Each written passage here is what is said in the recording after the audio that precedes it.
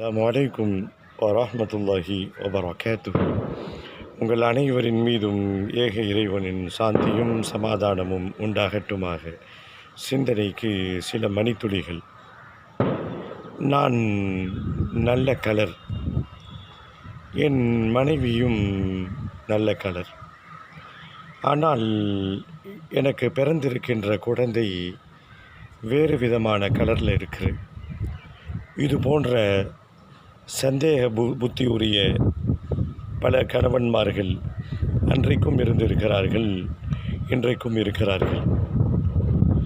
இப்படி ஒரு வினோதமான கேஸை எடுத்துக்கிட்டு, கிட்டத்தட்ட இந்த மாதிரி ஒரு கேஸை எடுத்துக்கிட்டு ஒரு மனிதர் நபி ஸல்லல்லாஹு அலைஹி வஸல்லம் அவரிடத்தில் கேட்க சொல்லுகிறார், நான் நல்ல சாயலில் இருப்பேன், என் மனைவியுடைய சாயலும் இல்லாமல் எங்களுக்கு ஒரு புதுவிதமான சாயலில் ஒரு குழந்தை பிறந்திருக்கு. என் சாயலும் இல்லை, என் மனைவியின் சாயலும் இல்லை, ஒரு புது சாயலில் குழந்தை பிறந்திருக்கு. அதாவது இந்த குழந்தை தனக்கு பிறந்தது இல்லை என்பது போல ஒரு சந்தேகிக்கும் தொனியில் இந்த கேள்வியை பெருமானார் ஸல்லல்லாஹு அலைஹி வஸல்லம் அவரிடத்தில் ஒருத்தர் கேட்கிறார்.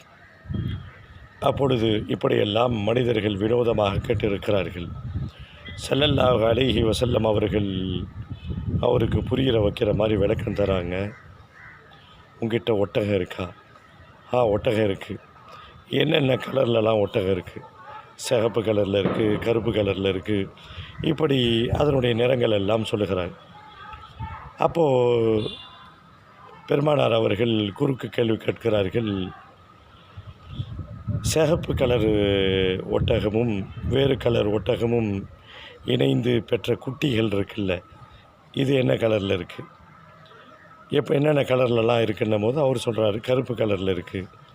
இது எப்படி கருப்பு வந்துச்சு அப்படின்னு கேட்கும் பொழுது அந்த மனிதர் கூறுகிறார், இது ஏதாவது நரம்பின் வழியாக வந்திருக்கலாம், இல்லை ஏதாவது மரபின் வழியாக வந்திருக்கலாம் மாறி பதிலை சொல்கிறார்.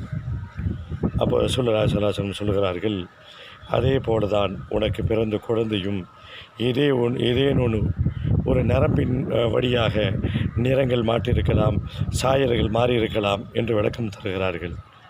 ஆம், ஒரு சிக்கலான ஒரு கேஸை எளிமையான முறையிலே உவமையோடு அதற்கு விளக்கம் அளித்த பெருமானார் ஸல்லல்லாஹு அலைஹி வஸல்லம் அவர்களுடைய மதிநுட்பமான செயலை நாம் பார்க்கிறோம்.